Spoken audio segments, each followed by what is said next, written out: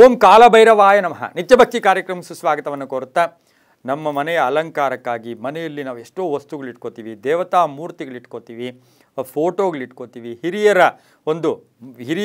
ಒಂದು ಅವರ ಮುಖ ಒಂದು ಛಾಯೆಗಳನ್ನು ಇಟ್ಕೋತೀವಿ. ಆದರೆ ಬಹು ವಿಶೇಷವಾಗಿ ಮನೆಯಲ್ಲಿ ಅದೃಷ್ಟ ಕೂಡಿ ಬರಬೇಕು, ಮನೆಯಲ್ಲಿ ಸುಖ ಶಾಂತಿ ನೆಮ್ಮದಿ ಇರಬೇಕು, ವ್ಯಾಪಾರದಲ್ಲಿ ವೃದ್ಧಿ ಆಗಬೇಕು, ಆರೋಗ್ಯ ತುಂಬ ಚೆನ್ನಾಗಿರಬೇಕು, ಎಲ್ಲರ ಮನಸ್ತತ್ವಗಳು ತುಂಬ ಚೆನ್ನಾಗಿರಬೇಕು ಅಂತಕ್ಕಂಥ ಒಂದು ಉದ್ದೇಶದಿಂದ ನಂಬಿಕೆಯ ಪ್ರಕಾರ ಹಸು ಮತ್ತು ಕರುವಿನ ಒಂದು ವಿಗ್ರಹವನ್ನು, ಅದು ಕಂಚಿಂದಾಗ್ಬೋದು, ತಾಮ್ರದ್ದಾಗ್ಬೋದು, ಹಿತ್ತಾಳೆದಾಗ್ಬೋದು, ಹಸು ಮತ್ತು ಕರುವಿನ ಒಂದು ವಿಗ್ರಹವನ್ನು ಇಟ್ಕೊಳ್ಳೋದು ಎಷ್ಟು ಶುಭ ಅಂತಕ್ಕಂಥದ್ದನ್ನು ನಾವು ಇವತ್ತಿನ ದಿವಸ ಅವಲೋಕನ ಮಾಡಿದಾಗ ವಾಸ್ತು ದೋಷಗಳೆಲ್ಲ ಹೊರಟೋಗುತ್ತೆ. ನಾವು ಹಸು ಮತ್ತು ಕರು, ಯಾಕೆಂದರೆ ಹಸುವನ್ನು ನಾವು ಕಾಮಧೇನು ಅಂತ ಕರೀತಕ್ಕಂಥದ್ದು. ಕಾಮಧೇನು ಅಂದರೆ ಕೇಳಿದ್ದನ್ನೆಲ್ಲ ಕೊಡ್ತಕ್ಕಂಥದ್ದು. ಹಾಗೆಯೇ ಆ ಕಾಮಧೇನು ಸರ್ವದೇವತೆಗಳ ಸ್ವರೂಪ, 33 ಕೋಟಿ ದೇವತೆಗಳು ಆ ಕಾಮಧೇನುವಿನಲ್ಲಿ ಇರುತ್ತೆ. ಇಲ್ಲಿ ಹಸು ಮತ್ತು ಕರು ಅಂದರೆ ಆ ಎರಡೂ ಜೊತೆಯಲ್ಲಿರ್ತಕ್ಕಂಥ ವಿಗ್ರಹ ಇಟ್ಕೊಂಡಾಗ ಅನುಬಂಧಗಳು ಚೆನ್ನಾಗಿರುತ್ತೆ, ಬಾಂಧವ್ಯಗಳು ಚೆನ್ನಾಗಿರುತ್ತೆ.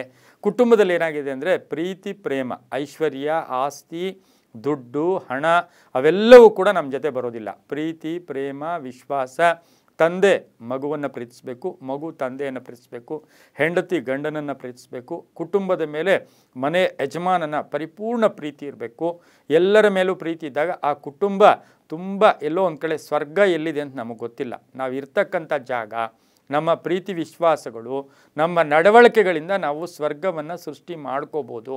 ಇದನ್ನು ನಾವು ಚೆನ್ನಾಗಿ ಅರ್ಥ ಮಾಡ್ಕೋಬೇಕು. ನಾನು ಇಲ್ಲಿ ಮಾಡಿದ ಕೆಲಸಗಳು ನಾನು ಸ್ವರ್ಗಕ್ಕೆ ಹೋಗಿ ಅನುಭವಿಸ್ತೀನಿ ಇಲ್ಲ. ನಾವಿರ್ತಕ್ಕಂಥ ಸ್ನೇಹಿತರು, ನಮ್ಮ ಕುಟುಂಬ, ಮನೆಯಲ್ಲಿ ಎಲ್ಲರೂ ಕೂಡ ನಾವು ಪ್ರೀತಿಯಿಂದಾಗ ಅದುವೇ ಸ್ವರ್ಗ ಅಂತೂ ಕೂಡ ಹೇಳ್ಬೋದು. ಈ ಒಂದು ಹಸು ಮತ್ತು ಕರು ಮನೆಗೆ ಅತ್ಯಂತ ಶುಭಕರ.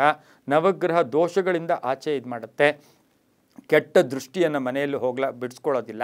ಹಾಗೆ ಮನೆಯಲ್ಲಿ ಸುಖ ಶಾಂತಿ ನೆಮ್ಮದಿ ಕೊಡೋದ್ರ ಜೊತೆಗೆ ಐಶ್ವರ್ಯ ವೃದ್ಧಿ ಆಗುತ್ತೆ, ಅದೃಷ್ಟ ವೃದ್ಧಿ ಆಗುತ್ತೆ, ಸಾತ್ವಿಕ ಗುಣಗಳು ಬರುತ್ತೆ.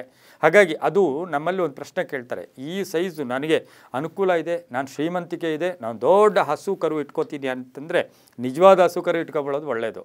ನಾವು ನಮ್ಮ ಕೈಲಾದವರು ನಾವು ಬಾಡಿಗೆ ಮನೆಯಲ್ಲಿದ್ದೀವಿ, ಪುಟ್ಟ ಮನೆಯಲ್ಲಿದ್ದೀವಿ, ನಮಗೇನೂ ಗೊತ್ತಿಲ್ಲ ಅಂತಂದಾಗ ಪುಟ್ಟದಾದ ಒಂದು ಹಿತ್ತಾಳೆ ಅಥವಾ ಕಂಚಿನ ತಾಮ್ರದ ಹಸು ಕರುವನ್ನು ಇಟ್ಕೊಂಡು ಅದರ ಪ್ರತೀಕವಾಗಿ ನೀವೆಲ್ಲಾದರೂ ಹಸು ಕರುಗಳಿಗೆ ಆಹಾರವನ್ನು ಕೊಟ್ಟಿದ್ದಾದರೆ ತುಂಬಾ ಒಳ್ಳೆಯದಾಗುತ್ತೆ. ಹಣ ಆಕರ್ಷಣೆ ಆಗುತ್ತೆ.